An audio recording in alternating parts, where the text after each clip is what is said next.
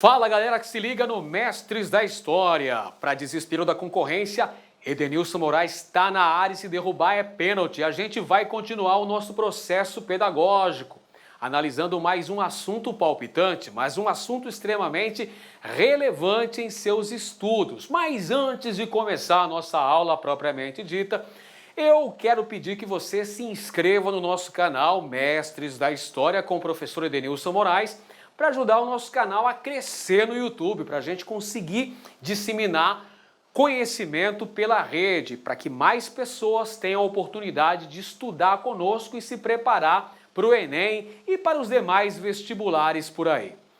Muito bem, pessoal, hoje a gente vai falar sobre uma introdução ao estudo da história. Afinal de contas, isso é muito importante. Quando a gente vai iniciar a nossa temática dos estudos relacionados com a historiografia, é de muita importância que a gente entenda qual é a função da história, qual é a função do historiador, afinal de contas, o que vem a ser história, qual é a relevância do estudo dessa disciplina, dessa importante ciência para a humanidade. O que isso contribui na minha vida enquanto cidadão? Será que a história é algo morto, algo sepultado, algo acabado, ultrapassado? Ou será que a história expressa os vestígios do passado que refletem no presente e que podem contribuir para uma formação, quem sabe, melhor do futuro? Será que a história tem uma relevância, tem significado para a nossa vida, contribui para a nossa evolução, para sermos melhores cidadãos, melhores enquanto seres humanos? Tudo isso a gente vai responder na aula de hoje, começando a falar sobre a história, pessoal. O que vem a ser a história? Ora, a história nada mais é do que um conhecimento cientificamente conduzido através da ação do homem. Ação do homem onde, professor?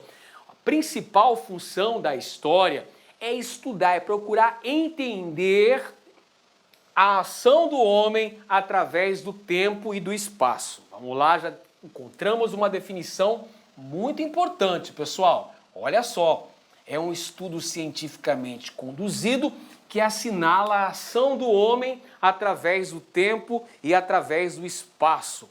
É um processo que apresenta diferentes enfoques, diferentes análises, de acordo com a característica ideológica de cada historiador. Se é um historiador de direita, se é um historiador de esquerda, se é um historiador com uma visão positivista, com uma visão marxista, ou uma visão da chamada Escola dos Zanelli, e por aí vai. Então são diferentes pontos de vista, são diferentes enfoques que são dados nessas análises reflexivas sobre os eventos, sobre os chamados fatos históricos. Então é por isso que a gente tem a chamada historiografia. O que vem a ser historiografia, professor? É justamente a escrita da história ao longo do tempo. É o estudo da escrita da história ao longo do tempo. É chamada de historiografia. Está aqui para você aparecendo na sua tela, Clio, a musa da história, pessoal. Então, a historiografia é a produção desses conhecimentos históricos ao longo do tempo. O homem sempre teve essa preocupação de relatar a história. Na Antiguidade Oriental, desenvolveu-se o que se pode chamar de história teocrática. Lá no Egito, na Mesopotâmia, nós tivemos o desenvolvimento de uma ciência histórica bastante relacionada com a questão da religião. Não se esqueça que lá na Mesopotâmia e no Egito Antigo desenvolveram-se sociedades politeístas. Então a religião marcava bastante a questão da vida humana.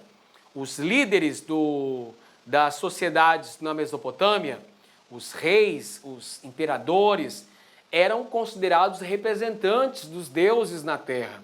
No Egito Antigo, o faraó era visto como um próprio Deus, um Deus encarnado. Então, as análises de história, a produção da história na Antiguidade Oriental tinha esse caráter teocrático.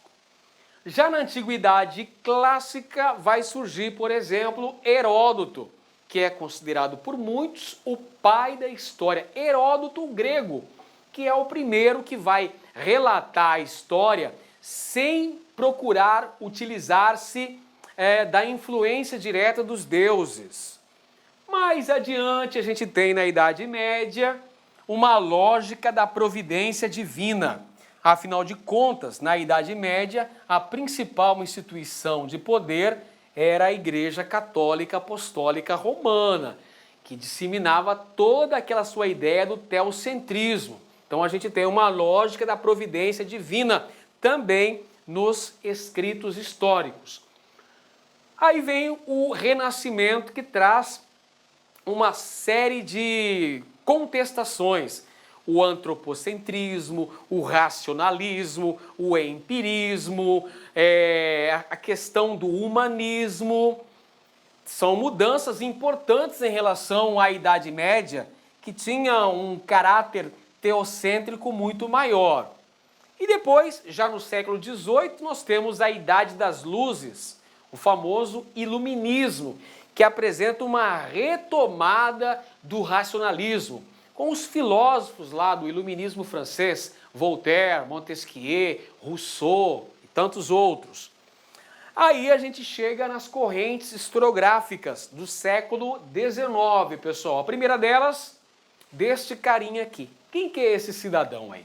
Este é o filósofo Auguste Comte, pessoal, que é o criador do positivismo, da escola metódica. Auguste Comte, filósofo francês, aí considerado um dos fundadores da sociologia. Ele cria aqui a física social, que dá origem posteriormente à sociologia, que vai se consolidar com outros importantes autores como Émile Durkheim, Max Weber e o próprio Karl Marx.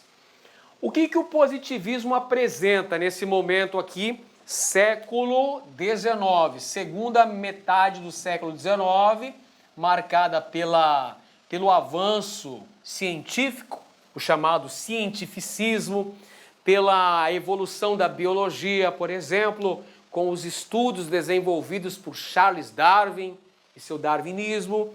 Então a gente tem aqui a história procurando se consolidar enquanto ciência, lá no século XIX.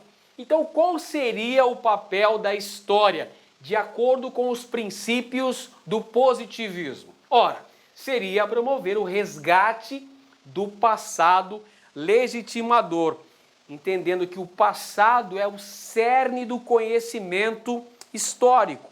O positivismo vai calcar-se, vai se basear na linearidade, ou seja, numa história linear, e na factualidade do tempo, ou seja, os fatos. Então, por isso que vai se valorizar, pessoal, uma visão calcada na neutralidade e na imparcialidade do historiador. O que vai ser considerado como documento importante para se legitimar o passado? Os documentos oficiais. O que são documentos oficiais? São documentos produzidos pelo Estado, pessoal. Então, os documentos que são aceitos como fontes históricas são documentos oficiais. É justamente aí na legitimação, esse passado legitimador, esse passado glorioso, que vai se valorizar figuras nacionais, vultos célebres, os heróis e figuras nacionais. Então vai ser basicamente uma história política. Vai falar de reis, de imperadores, de generais, vai valorizar então eventos históricos e vultos célebres, criando figuras de heroísmo nacional, até para legitimar um passado. Isso é o que pregava o positivismo no século XIX. Muito influenciou na formação das correntes historiográficas aí no século XIX e início do século XX. Mas também no século XIX surge uma corrente historiográfica que vai questionar o positivismo, que é o marxismo, pessoal, a partir dos estudos desenvolvidos por Karl Marx. Karl Marx foi um importante filósofo e economista que contribuiu bastante para a criação de uma corrente historiográfica conhecida como marxismo, que vai se basear no materialismo histórico, vai estudar, por exemplo, os modos de produção, vai dizer que a luta de classes é o motor da história. Aqui, ó, luta de classes, o motor da história. Vai pregar a união do proletariado contra a burguesia capitalista, pessoal.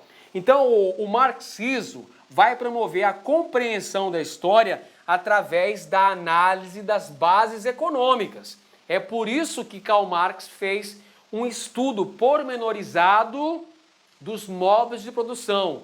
Modo de produção asiático, modo de produção servil, modo de produção escravista, o modo de produção capitalista, o modo de produção socialista.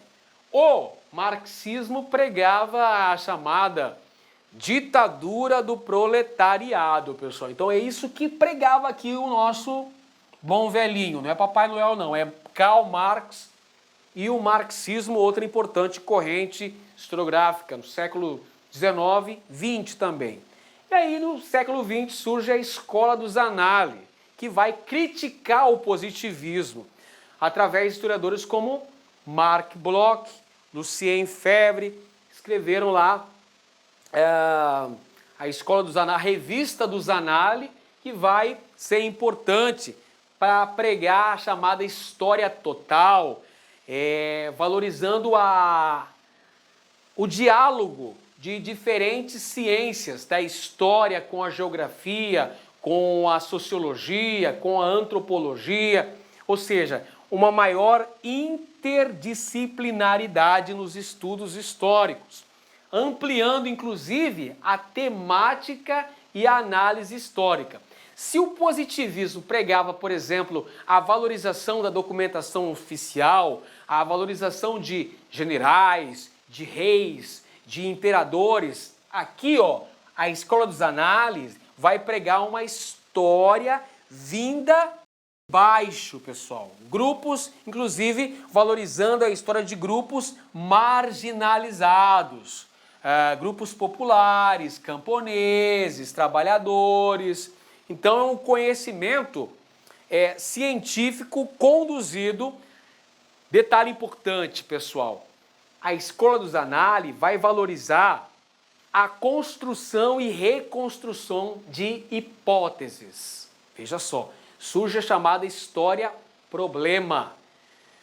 A construção e reconstrução de hipóteses vai ser importante no trabalho desenvolvido por esses historiadores aí, Marc Bloch, Lucien Febvre, depois vieram outros como, por exemplo, Jacques Le Goff, Georges Duby e outros tantos que contribuíram para a disseminação da chamada Escola dos Análises.